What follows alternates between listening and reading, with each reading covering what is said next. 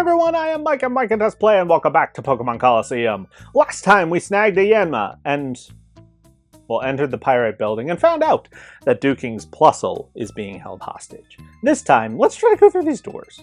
Doesn't appear to open from this side. Bummer. Anywho, hello. Too bad for you, this elevator is off limits. In this episode, our goal will be to move throughout the Pyrite Building. It's just battles. It's just all battles. We're going to be battling every trainer in here. There's technically this trainer right here is the only one who you can avoid as you go through the building. So this is going to be an excellent time for us to really kind of, you know what? Espeon, helping hand. We're just going to surf these two away. Because Surf is super effective on both of these ground types. And,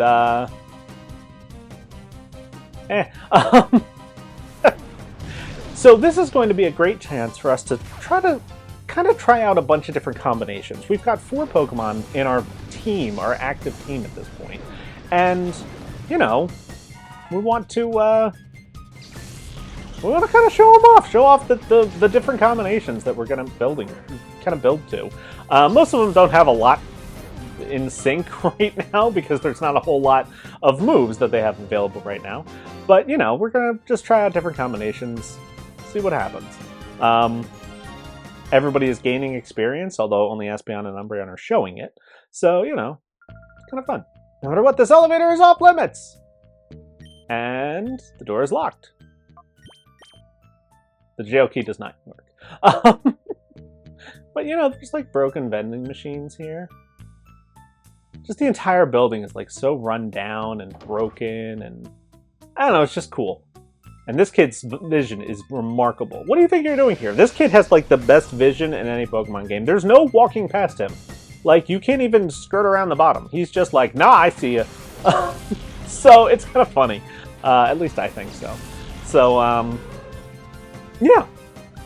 So as we're going through, this is the first episode, which is really just battles. It's not Colosseum battles that have, like, interesting music or a whole lot going on. It's just, we're just going to be battling a bunch of trainers with a bunch of different types of Pokemon. You know, the last one was ground, this one is flying. So, you know, there's a lot going on here. And there's going to be more, but Espeon's physical defense, not great. That was a hilarious Hoot Hoot animation. But this is a good chance for me to, like, talk about my theories around Pyrite Town, because we're just going to be battling fools. Here's my thought. Pyrite Town is known, even without the influence of Myroar B, is known as a town of rogues and ruffians, a noble town of rogues and ruffians, and everyone has this reputation. You know, we've seen it in Phoenix, you see it in Outskirts Dan. The reputation of the town is, oh yeah, they're like a bunch of criminals. And there's a police presence in the town of Shirls and Johnson, who seem ineffective, to say the least. At least Johnson is very ineffective, and then Shirls is kind of like, ugh, I do not have the resources for this.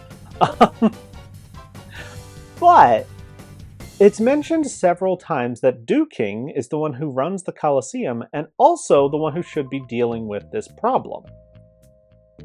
I believe that Duking is a mob boss.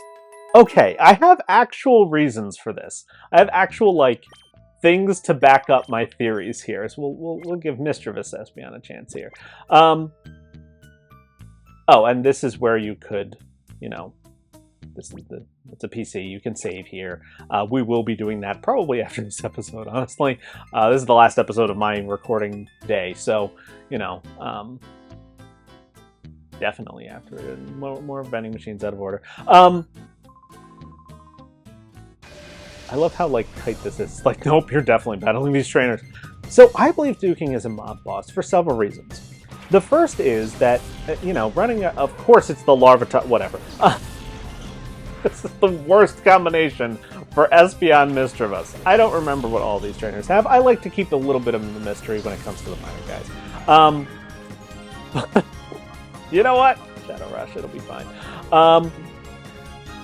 And Duking is said to kind of run the town. It's mentioned a few times that, like, why isn't he doing anything to stop this? He's just the Colosseum owner, I guess? And it seems a little bit strange, and then you hear more things. Duking is seen as a figure who controls the criminal masses, as Espeon is learning Swift. Okay, Swift is a terrible move on Espeon. It's just not helpful. However, base 60 power never misses. It hits both targets, which means its power is diluted even more. It's even weaker. And Espeon's physical attack is lousy. I'm never getting... Confusion is obviously staying. Reflect, definitely staying. I think I'm going to get rid of Helping Hand for Swift, specifically because Swift is very helpful for doing chip damage for snags. I do not recommend this, but if you're having as much trouble with snags as I am, Espeon is the offensive force. I'm not going to use Helping Hand more than that. We used it once in this episode. That's probably all I ever would. So Espeon's going to pick up Swift as a snagging tool, pretty much exclusively. So, you know... Anyway, back to my theory. Duking keeps the criminals kind of in check, I guess would be the most accurate statement, and everyone is confused as to why he's not doing anything.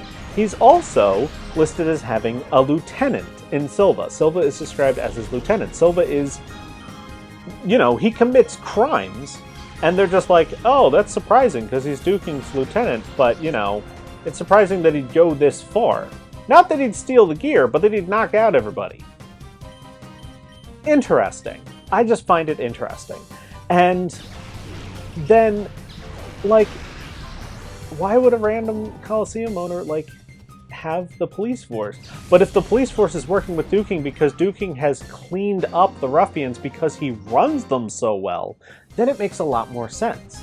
Duking's Pokemon being kidnapped is the only reason he's not dealing with the problem. Why would a random dude in town deal with the problem of Myra B? Why would Myra B have to target him? They don't need to control the Colosseum in order to give out Shadow Pokemon to the winners.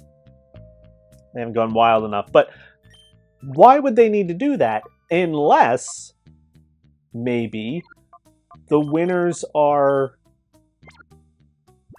not, you know, not the problem. The Colosseum isn't the problem. Abnormality detected, target locked on. Giving the Pokemon to the winners isn't the problem. They could do that in secret. The problem is who's running the Colosseum. That's made specific mention of.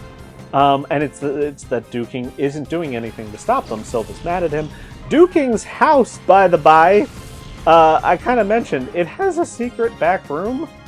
It looks like a room in which you'd...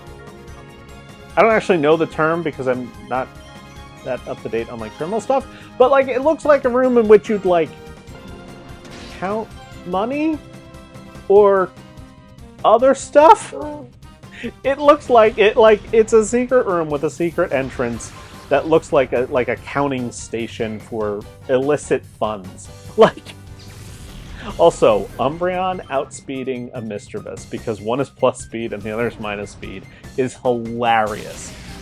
Just the odds on that. Anywho, it's like Umbreon's base speed is 65, Mischievous is 85. It's just like, whoa. But hey, good, you know, nature differences. That's why it's relevant.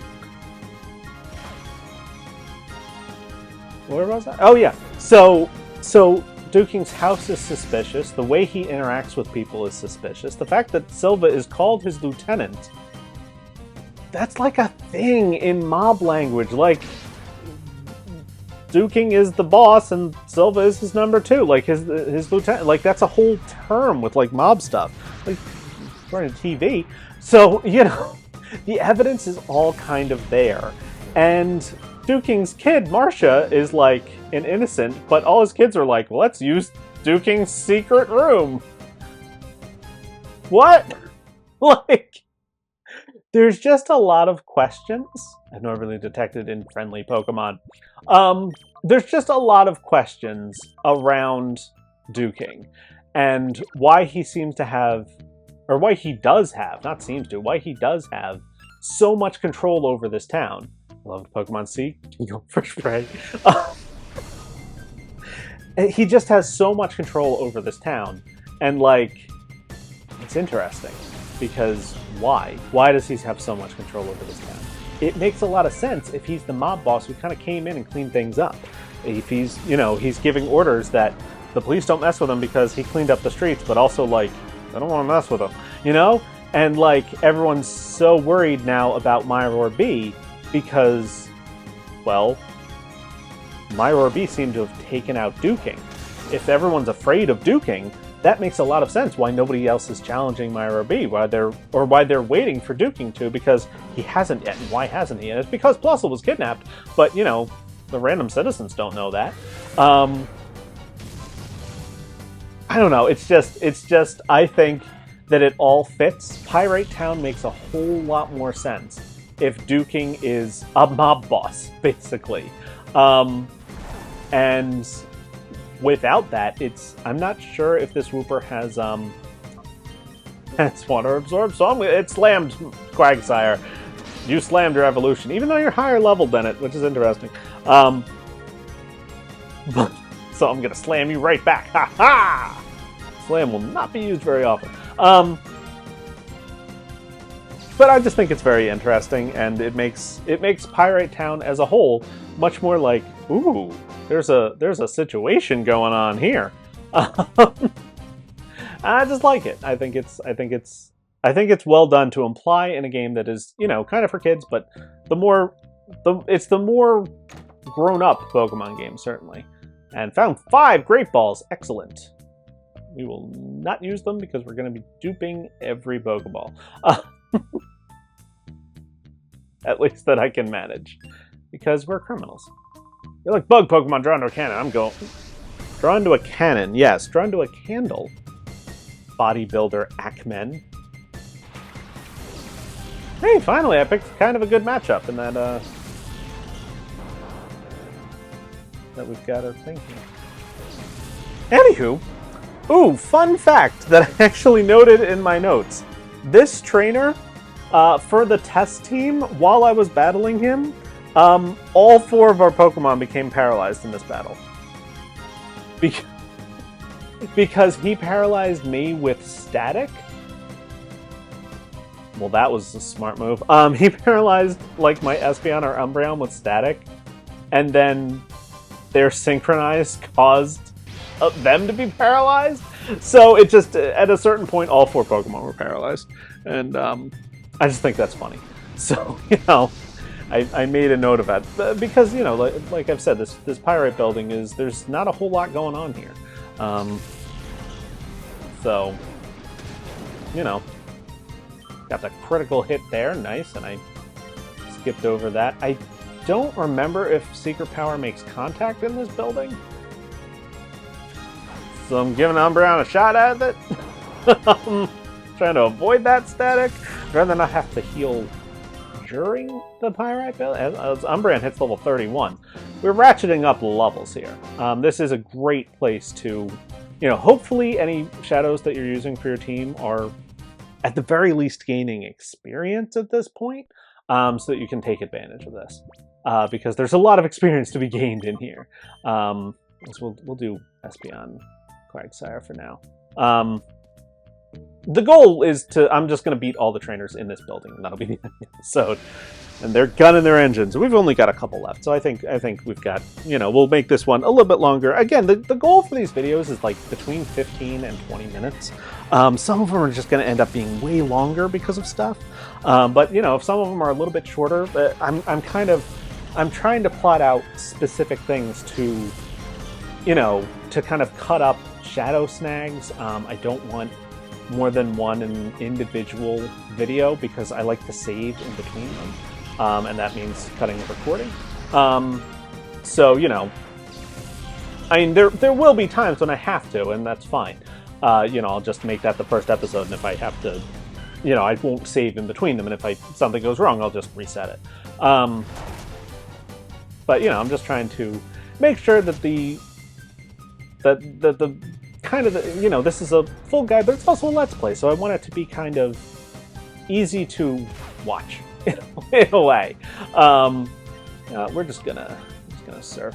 Ladybot has terrific special defense and terrible physical defense, so that's why I kind of like try to hit it on the physical side. It's also kind of fast, but haha! That confusion missed, and Fury attack didn't miss. Multi-hit moves and 3D animations. Great combo.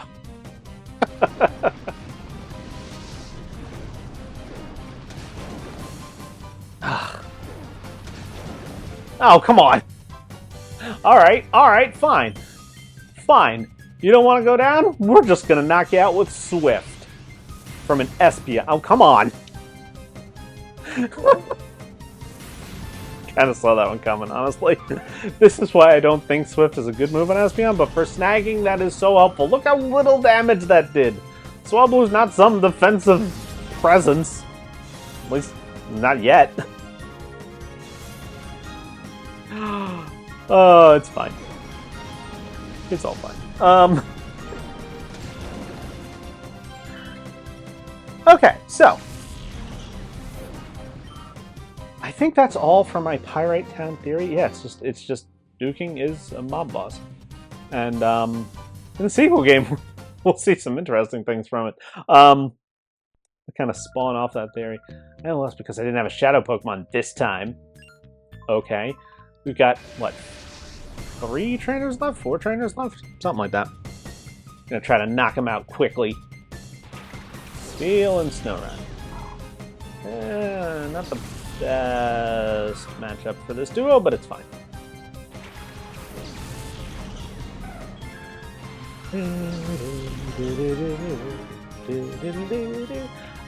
We're going to deal with this field first, and then we'll just surf, because if this field barely survives, it'll get the KO, or we get a crit. Okay, that'll work. And then Surf is the best option against Snorunt, because it'll be at full power. Cool. Of course, it uses Powder Snow, which hits both targets. Or not a lot of... Was that 1 damage? Well, that one was a lot more. That was funny. I'm just like, did that only do 1? It won't do 1. Oh, no, that was a crit and did a lot of damage. Okay, cool. We'll use Return and Slam, because Return's going to KO. Yeah. Easy. There are just a lot of battles in here, which is super useful because we're gaining a lot of experience, but it's also like, come on, man.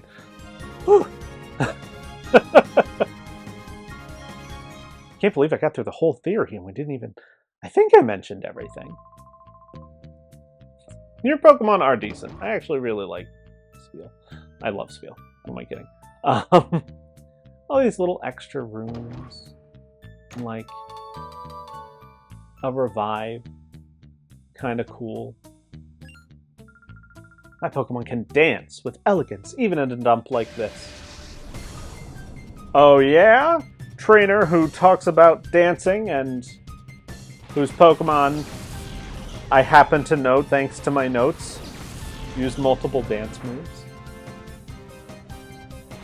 I have Quagsire out against Oddish, whose dance move is Petal Dance.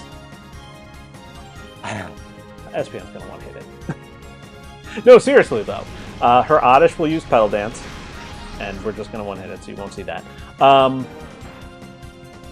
It like got back up. I'm like, is it barely hanging on there? Is it alive? Of course, he uses Dragon Dance. I knew that. Right, his attack and speed. And the Sandshrew has Swords Dance. It's little touches. Again, I love all of the little touches, like a trainer who follows my Roar B, by the way, who is all about dancing, referencing dancing, and then using Pokemon with dance moves. Swords Dance, there we go. We just didn't see Petal Dance, but I promise you the Oddish has it. And this game is just so chock full. It's why I decided to do a full guide in the way I'm doing it. with all the extra dialogue and everything. I mean, I talked to every single person after every single potential flag. I beat all the trainers in the Pyrite Building, went out and talked to everybody again. Nobody said anything different, and I came back in. So I don't have to do that.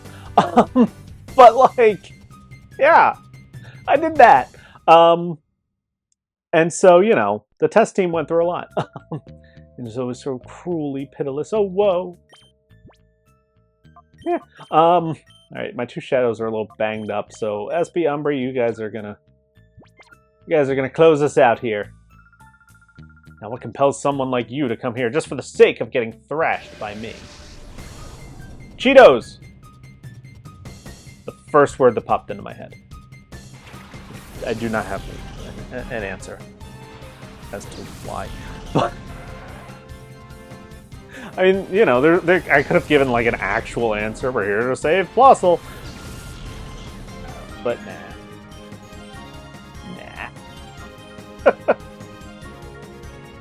Fun fact: Tentacruel's special defense is so good, and its physical defense is so poor that, well, I'm not actually sure what move would have been stronger there. Maybe Shadow Ball from Mischievous would have done more damage. But, yeah, super effective special attacks can sometimes do less damage to Tentacruel than just, you know, normal effective physical attacks can. So, you know, if anyone who's ever grinded in a Johto game with... we're going to try it. Anyone who's ever done grinding in a Johto game in the areas next to Cianwood kind of learns that. You pick up on, like, oh, so just Headbutt beats these Tentacruel and Tentacruel a lot better than, like, Psybeam. Like, it's crazy. But yeah, see, we got that KO. And yeah, now we've wiped out the trainers here. And Espeon and Umbreon are already 31. Solid. Liking that. Turned the tables on me. And we've mixed and matched our teams here. Everybody is partnered with everybody, and they're working well. So, you know, that's the goal. You're done in, but how? What blind spot did you exploit? I don't know. This vending machine is out of order. And there's nothing back here. But there is this little arrow on the wall that points up, which I find funny. And we have now cleared out the trainers in the Pyrite Building. This is again a point where I would say, even if your team is in great shape, which mine's in, Espeon and Umbreon are fine, so we could probably win the next battle, but I strongly